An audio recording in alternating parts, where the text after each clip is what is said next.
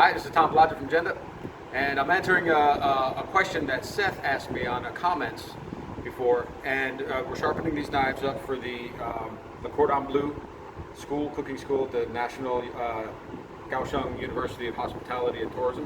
One of the questions he asked was on the other knife, why I didn't thin it. And I answered because, one, I actively convex when I sharpen, which is I actually roll the blade to different angles.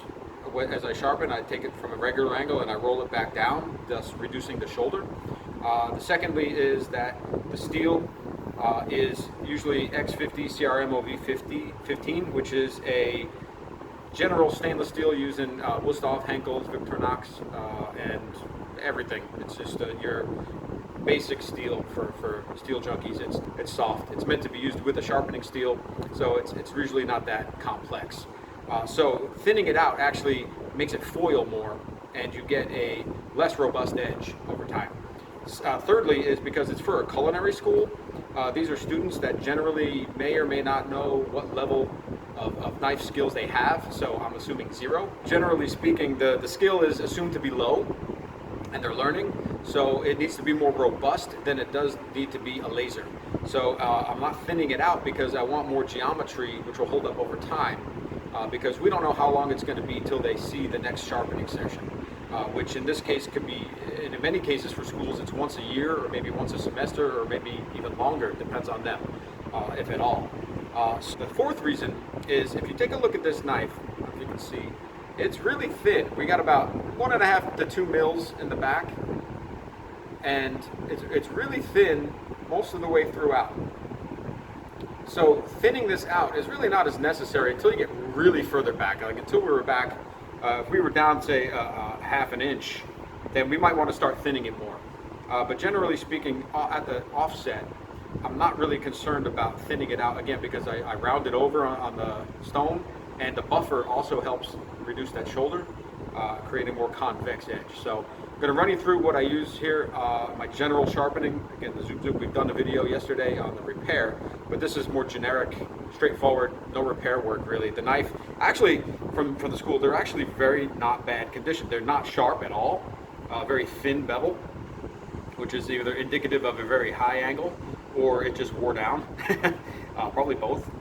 What I've noticed is that they steal the knives and they basically just have a very, very, very little tip that's sharp, and the rest is just completely blunt. So it cuts in just a little bit, but then it doesn't have any power to go further, which would make you want to thin it out. But by the way I sharpen, we're essentially thinning it out as we go, just with a straight bevel. So I'll walk you over to the machine now, and we'll run through real quick. So what I want to show is the angles that I'm using here. So if we come around the side here, this is flat. So the angle I'm going to employ is generally here, which is roughly about 15 to 20 degrees here. I'm not really going super high. That's where I'm at when I'm sharpening, generally speaking, on the belt, because I want the belt to be lower so that if I do come back on the stone, I'm a little higher, I've got plenty of room to do that with. So we're coming out as low as possible. Then when we go to the stone, I'll start a little higher and I'll roll back the edge, not to flat, but I'll roll it back down just to cut off the corner. And then of course when I'm buffing, it will round that over as well, convex it some more. So I've got my angle set here, and we're going to turn it on.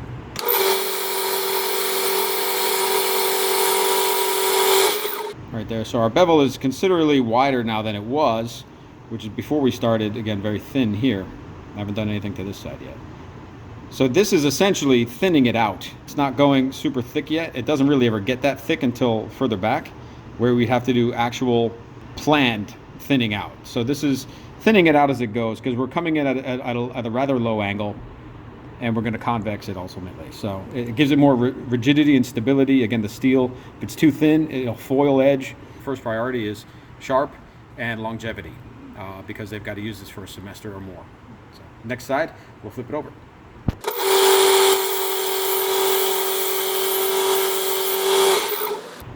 We can see from the second side that the bevel is, again, much further back than it was. For comparison, here's an unsharpened knife. This is what we're getting from the beginning versus there. So we've thinned it out just a little bit. We don't need to thin it back inches and stuff like that. You see a lot of other kinds of sharpeners will do will really thin it down or go flat. All it does is just waste time in my mind. And again, a more robust edge is better for these guys because they're not looking for lasers. All right, so we'll continue.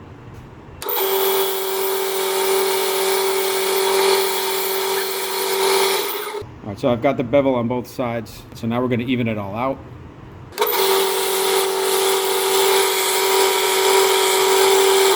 So by coming across at this angle, you can see how much of the knife is actually on the belt. It's like the whole thing, except for the tip, which we come back as we come along here. So when I'm this way, when I'm going perpendicular to the belt, I've only got about 4 inches on there at a time. It's an 8-inch knife, so there's some room for wobble. If we come on this way, we have basically one long plane, which gives us a much sharper, straighter, less waviness to the edge. So when we're going to cut down, there'll be less yaw, if you will. That geometry in itself gives it a better cutting action than thinning it out always. So again, it's a combination of everything that we do. Thinning, the angle geometry versus the steel, it's all a complex recipe. On the stone, what I do when I'm sharpening, again, is the same thing. My angle was set on the grinder pretty low. That's because when I come to the stone, I know I'm going to be a little bit more robust. Again, commercial sharpening gig. It's not going to be a laser. If somebody wants that, of course, we can come down a lot lower and start. But again, robustness for the edge is more important for culinary students than lasering. It just needs to cut and it needs to stand up for a long time. So, again, about 20 degrees is going to be about here. So with that, we're just going to start at that angle.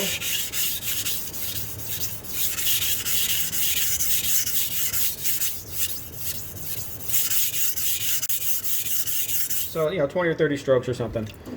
Keep it wet. Now, what I'm going to do, I've got a burr. I feel that. So what I'm going to do is reduce that shoulder. As I move forward, I'm going to slowly, incrementally go down with it. Not to flat, because that's you're not touching the edge at that point. But so start at my regular angle, do a couple strokes. I'm lowering it a little bit right now. Lowered it a little bit more, and just lowered it again a third time. So now I'm here. Started here, I ended here. Here to here. So that's my convex. I don't want to go any lower because then I start hitting the blade. So this is why I call actively convexing it, because I'm purposely changing my angle as I sharpen. We're doing it on purpose. I call actively convexing it because if I wanted a V grind, I wouldn't change my angle. So because it's on purpose, it changes everything. So we'll switch over here. Okay, and of course my burr's there. So again, on the other side, come in and clean off some of that burr. Yeah, right there, you see all this? See all these specks here? This is my burr that all this thready looking stuff is actually the burr. So that just got wiped off. So that's an indicator right there. All the belt grinder really builds up a burr. And now we've just rolled it over enough and actually just flipped it on itself and it crushed over. So we finally got rid of the burr. Now we're dealing with a more exposed edge. Clean this up just a little bit more. Good.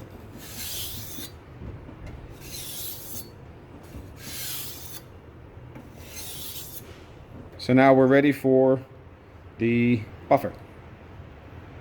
So the last step that we do is we're going to buff everything, and what it does is it melds everything together with a wheel. It will then convex it some more, give it a nice convexity. It'll clean up any minor burr. Again, 1,000 grit stone is standard for sharpening. Actually, a kitchen knife, you can get away with it, but then adding the buff to it polishes the grooves of the 1,000 grit, making them a little bit sharper while keeping the integrity and thickness of the edge that it needs for the robust cutting over time. Again, we're not thinning it out to be a laser for these guys. So I come in at a very decent angle and I let it hit it. I actually push in a little bit. I'm not really light about it. Then I'll change my angle and lower it, and that adds to the convexity. You can see my compound line here. It's just a buildup, right? So I start in at the edge and then I work it back in. So I'm also actively convexing that slash thinning it, if you will. Again, on purpose. I'm changing my angle with purpose. So now I'm just flat on there and basically just trying to get rid of any buildup as I come off the buffer. I don't want to see any buildup of my compound. It's easier to clean up later. The same thing on the other side, coming in at a decent angle. And the blade itself, they come out nice and even. Then I'll do a couple of passes lighter tickle the edge, if you will. Same angle. Okay. All right. So we've got the cut test now, and we're push cutting. So I don't see the need for thinning. Again, we don't need to cut the toilet paper. We don't need to cut the tissue paper. This is just regular paper. So we're push cutting here, and it's not a wire edge that's doing it. So we remove that burr. It's very clean, and it's toothy here, but again, it's polished. So that's what gives it its cutting ability and a little bit of slicing ability.